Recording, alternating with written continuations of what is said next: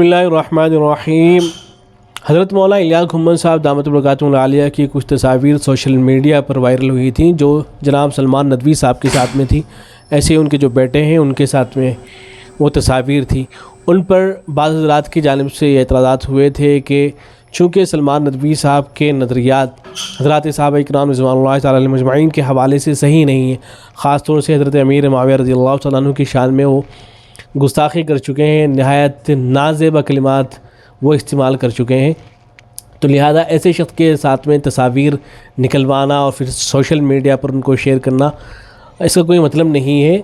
اس سے جو ہے لوگوں کے درمیان میں غلط پیغام جاتا ہے۔ تو اس طرح کی باتیں آئی تھی، تو اس کی وضاحت خود حضرت مولانا الیاس گھمن صاحب دامت برکاتہ العالیہ نے کی ہے، جسے تحریری شکل میں جناب مولانا عبدالاحد قاسمی صاحب دامت برکاتہ العالیہ نے لکھا ہے۔ وہ لکھتے ہیں کہ الحمدللہ حضرت متکلم اسلام مولانا الیاس گھمن صاحب حفظہ اللہ کی جانب سے کافی شافی وضاحت آ چکی ہے۔ ہمارے بہت ہی قابل احترام دوست اور حضرت گھمن صاحب کے قریبی محقق الاثر حضرت مولانا ساجد خان صاحب نقشبندی مدد اللہ نے حضرت سے رابطہ کیا اور سلمان ندوی صاحب سے ملاقات کے متعلق ہمارے خدشات و تحفظات سے حضرت کو آگاہ فرمایا۔ حضرت مولانا الیاس گھمن صاحب مدد اللہ نے نہایت وضاحت کے ساتھ تمام شبہات کا ازالہ فرما دیا ہے، جس کا خلاصہ یہ ہے کہ مجھے پہلے سے بالکل علم نہیں تھا کہ اس کانفرنس میں سلمان ندوی صاحب بھی شریک ہیں۔ جب کانفرنس ہال میں پہنچا تو تمام مندوبین سے ہاتھ ملاتے وقت سلمان ندوی صاحب سے بھی ہاتھ ملایا،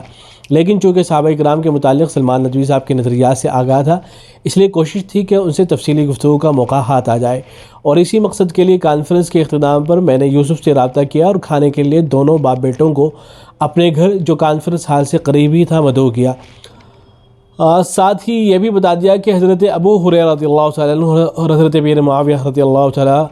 عنہ کی توہین کے متعلق تمہارے والد سے گفتگو کرنا چاہتا ہوں، لیکن یوسف نے یہ کہہ کر معذرت کر دی کہ ابھی ہمارے پاس وقت نہیں ہے، جب اگلی بار حاضر ہوں گے تو آپ کی دعوت قبول کر لیں گے۔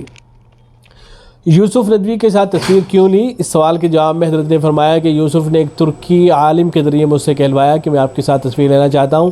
چونکہ میں یوسف کو بالکل نہیں جانتا تھا اس لیے میں نے تصویر لے لی۔ بعد میں کسی ہندوستانی ساتھی نے بتایا کہ سلمان ندوی کے صاحبزادے ہیں۔ آگے وہ لکھتے ہیں، یعنی مولانا عبدالاحد قاسمی صاحب لکھتے ہیں کہ حضرت کی اس وضاحت کے بعد اب الحمدللہ مسئلہ بالکل صاف ہو گیا ہے، اور ملاقات کی تصویروں کا ناجائز استعمال کر کے اپنا مفاد حاصل کرنے کی کوشش والوں کے عزائم بھی انشاءاللہ خاک ہو جائیں گے۔